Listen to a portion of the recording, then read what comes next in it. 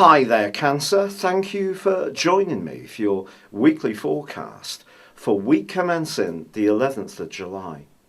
The standout moment for this week for you is from midweek when the Sun combines with Mars in the part of your horoscope that's to do with joyful expression.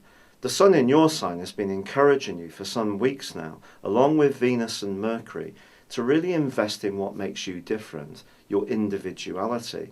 But once you bring Mars into the equation, it just strengthens your will and determination.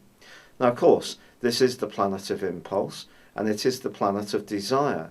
And it's going to give you, in the second half of this week, a huge burst of just feeling good about yourself, especially in terms of your personal attractiveness. If you are single and you'd like to meet someone, this can be particularly helpful. What can be more challenging in the second half of this week, however, is that ironically the Sun clashes with Uranus. Now, Uranus is in a very rebellious part of your situation in terms of work, how you interact with people, where there may be control issues, particularly if you work in a professional environment. Well, Uranus is a very random influence. It's about freedom. And it's possible that without realising it, you may have been wanting things a little bit too much on your own terms.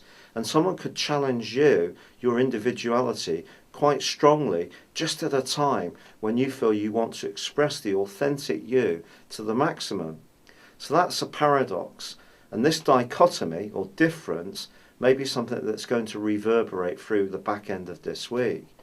Now, there's also a clash between the Sun and also the quarter moon, which occurs on Tuesday too, suggesting that even if you do go for exactly what you want as an individual, is it necessarily going to be right for you at an emotional level?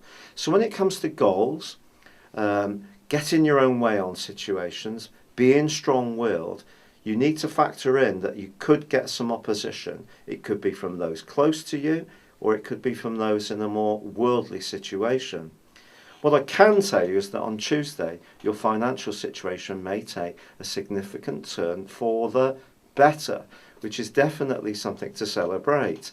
And in the second half of this week, as Mercury also moves into the sign of Leo, your ingenuity and ability to think on your feet when it comes to marshalling your resources is definitely boosted.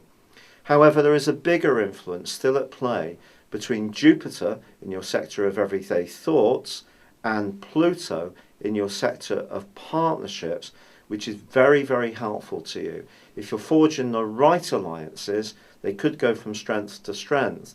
If you're forging the wrong alliances or not taking enough responsibility for the things that people think you should be, the nitty-gritty details, the clash that's ongoing between Saturn and Neptune, suggests that this could be arousing some subtle opposition.